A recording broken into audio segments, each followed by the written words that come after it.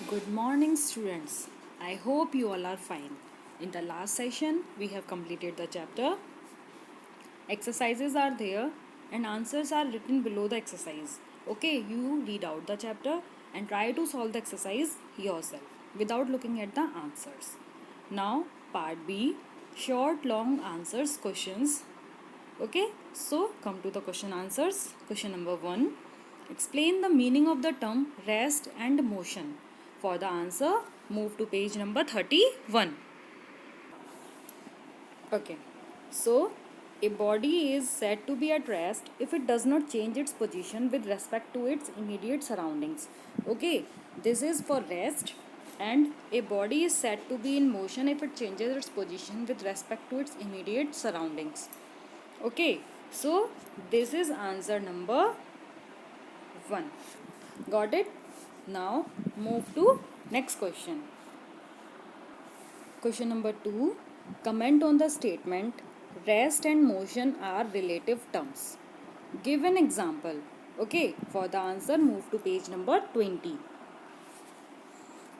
Okay, now here suppose you are sitting in a room, you are at rest in relation to all other stationary objects inside the room.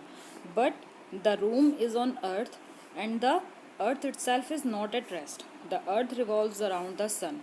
It takes 1 year to complete one revolution around the sun. Thus, you are also revolving with the earth around the sun. Up to here, you have to write down the answer. This is answer number 2. Okay, now next question. Now, question number 3. Fill in the blanks using one of the words at rest or in motion. So, a person walking in a compartment of a stationary train. Train is stationary, person is walking.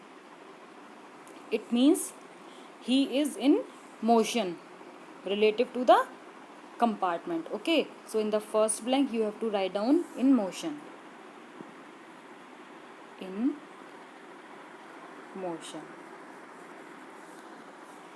And is dash relative to the platform, and according to the platform, as the station train is stationary, so it is at rest. So in the second blank you have to write at rest. Now part B. A person sitting in a compartment of a moving train.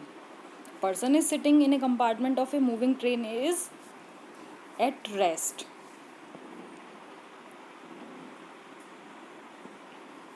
Relative to the other person sitting by his side. It means the person who is sitting along with him, for him he is at rest and is in motion relative to the platform as the train is moving. Okay, so this is answer number 3. Now question number 4. Name 5 types of motion you know. Okay, for this answer move to page number 21. So here it is given 7 types of motion. Okay, 7 types of motion, and from these 7 types write down 5 types. 1, 2, 3, 6 and 7. So these are the 5 types of motion we know. Okay, so this is answer number 4. Now next question. Question number 5. What do you mean by a translatory motion? Give one example. Okay, for answer number 5, move to page number 31. Okay, look here. A body is said to have translatory motion if every point on the moving body moves through the same distance in the same interval of time. Okay, this is answer number 5. And one example you have to write down. So what is the example? Write down here. Example is the motion of an apple. The motion of an apple falling from a tree. Falling from a tree. So this is the example of translatory motion. Now move to next question. Question number 6. Explain the meaning of rectilinear motion and curvilinear motion. Give one example of each. Okay. So for question number 6, move to page number 31 again. See. Rectilinear motion. The motion of a body in a straight line is called rectilinear or linear motion. And the example for this is car moving on a straight road. Car moving on a straight road. Write down example for this. Car moving on a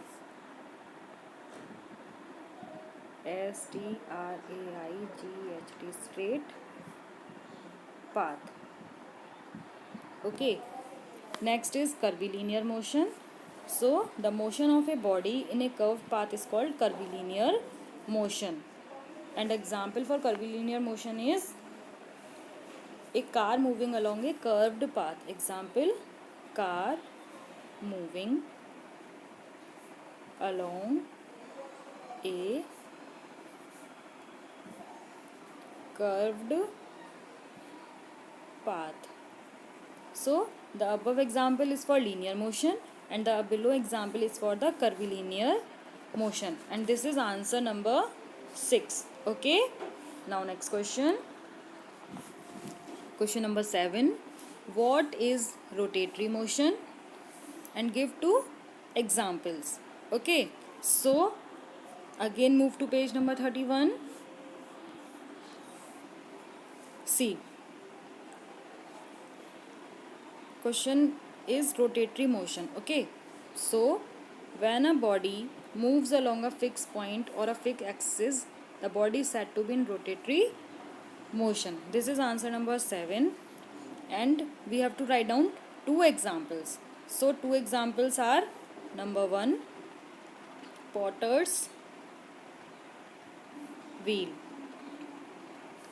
And number 2, CEILING, ceiling fan. Okay, these 2 are the examples of rotatory motion. Now move to next question, that is question number 8. What is meant by circular motion? Give one example. Okay, so for this move to page number 31. If a body moves in a circular path, the motion is said to be circular motion or revolving motion. It is a case of curvilinear motion. Okay, this is answer number 8. And one example is the earth moving around the sun. Write down example. The earth moving around the sun. Okay, so this is answer number 8. Now next question. Question number 9. How does rotatory motion differ from circular motion? Okay, come to this. In a rotatory motion, the axis of rotation passes from a point in the body itself, whereas in circular motion, the axis of revolution passes through a point outside the body. Okay, so this is answer number 9.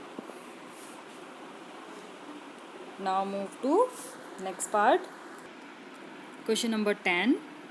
Explain oscillatory motion by giving one example. For this again move to page number 31. See. The to and fro motion of a body from its rest or mean position is called oscillatory motion. This is answer number 10. And example is motion of a swing. So example equals to motion of a swing. This is the example of oscillatory motion. Okay, so we are ending our session here, and in the next session we will start from question number 11. Till then, complete these questions from 1 to 10 in your notebook. Okay, bye bye.